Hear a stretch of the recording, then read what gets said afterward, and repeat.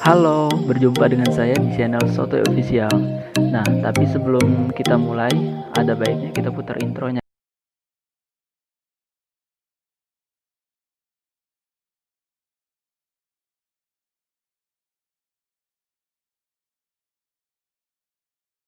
Oke, langsung saja pada intinya saya di sini akan mereview film dari anime yang berjudul Dr. Stone. Dan film ini disutradarai oleh Signalino. Pokoknya seperti itulah ya, kalian bisa baca sendiri namanya ya. Film ini dibintangi oleh tokoh yang bernama Senku, yang berupaya mengembalikan dari zaman batu ke zaman yang modern kembali.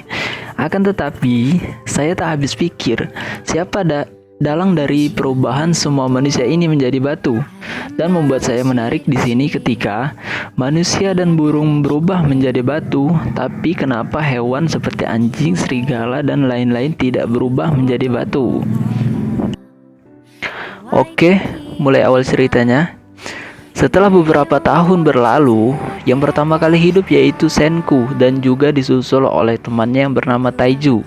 Dan dari perhitungan Senku itu sendiri, hari itu bertepatan tanggal 5 Oktober 5738. Wow, cukup mengesankan ya. Oke, lanjut.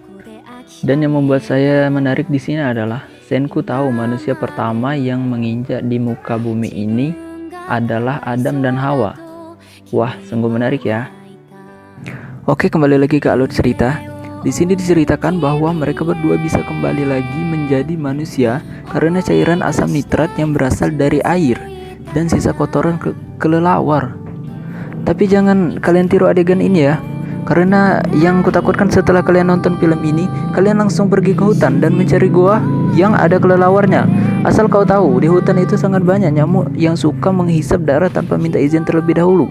Dan juga saya takutkan ketika kalian sudah menonton film ini, kalian langsung membeli larutan asam nitrat dan mengusapkannya ke sekujur tubuh. Wah, jangan ya. Nanti kalian beranggapan bahwa cairan itu bisa menghidupkan sel mati. Salah sekali ya. Malah nanti justru kebalikannya. Malah kulit kalian yang jadi mati ya. Oke, lanjut. Kemudian dari racikan ramuannya, Senku berhasil membangkitkan seseorang yang bernama Shishio Tsukasa yang dijuluki permata terkuat di SMA mereka.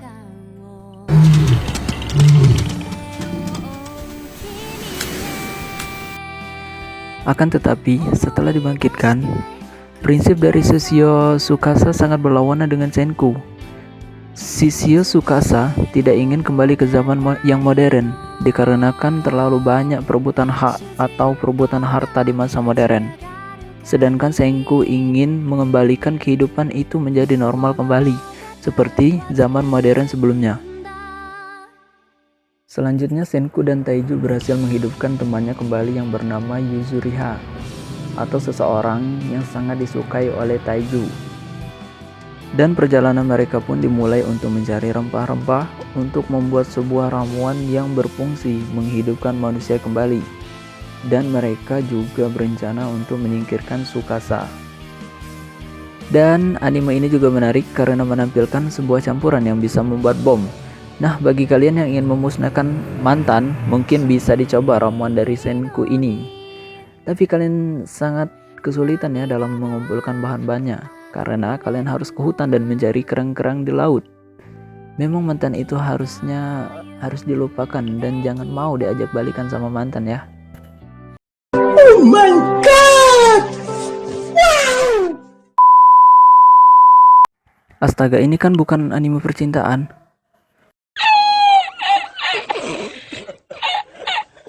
Oke, fokus lanjut kembali pada alur ceritanya.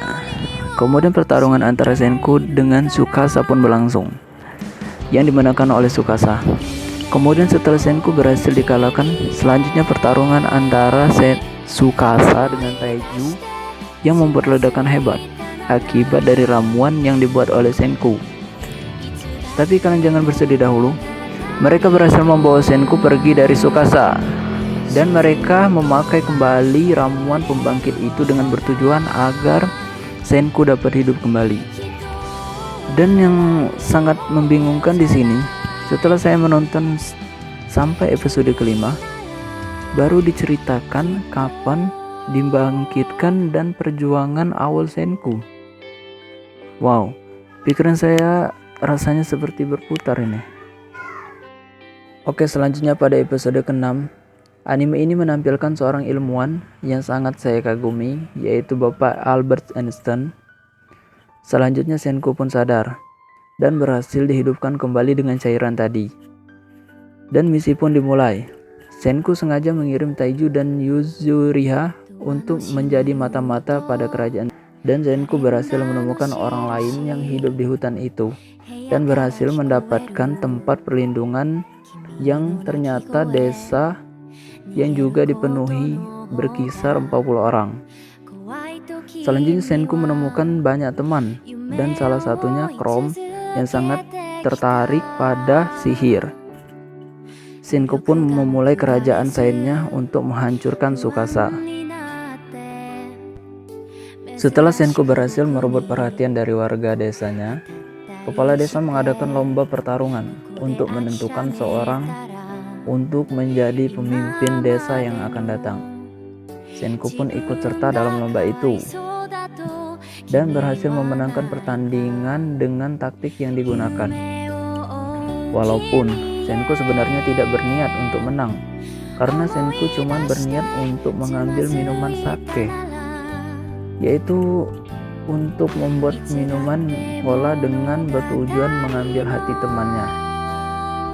Selanjutnya Senku pun berusaha membuat obat untuk menyembuhkan penyakit Tuan Putri yang bernama Ruri, atau anak dari kepala desa. Dan Senku pun mengetahui penyakit atau virus yang menyerang Ruri. Wah, seandainya saja kalau memang ada orang sejenius Senku ya, mungkin virus corona yang sekarang kita alami ini akan segera ditemukan obatnya. Akhirnya Senku berhasil membuat obat untuk menyembuhkan penyakit Putri Ruri tersebut. Dan tentu saja Senku mendapat banyak perhatian dari desa itu, yang ternyata desa itu bernama Ishigami, yang tidak lain adalah nama dari Senku itu sendiri, dengan nama Ishigami Senku. Dan menariknya di sini, desa yang ditempati Senku itu ternyata adalah desa yang dibangun oleh ayahnya dan teman ayahnya sendiri. Karena pada saat itu, ayahnya dan dengan yang lainnya sedang pergi ke bulan, dan tentu saja mereka tidak terkena radiasi dari kehancuran bumi tersebut. Kembali ke alur cerita, dan serangan pun dimulai dari kerajaan Tsukasa untuk menghancurkan desa yang ditempati oleh Senku. Akan tetapi, Senku berhasil membuat mereka kabur dengan alat yang dibuat Senku seperti percun pada umumnya, sehingga mereka menduga kalau Senku sudah berhasil membuat senjata api seperti pistol. Kerajaan Tsukasa berhasil menghidupkan banyak orang-orang yang kuat untuk membangun pasukan supaya bisa menghancurkan kerajaan sainsnya Senku. Sedangkan Senku berencana membuat ponsel atau alat komunikasi yang bisa mengetahui rencana yang dibangun oleh kerajaan Tsukasa. Dan yang paling menegangkan di sini, season pertama habis sebelum pistol dan ponsel berhasil dibuat.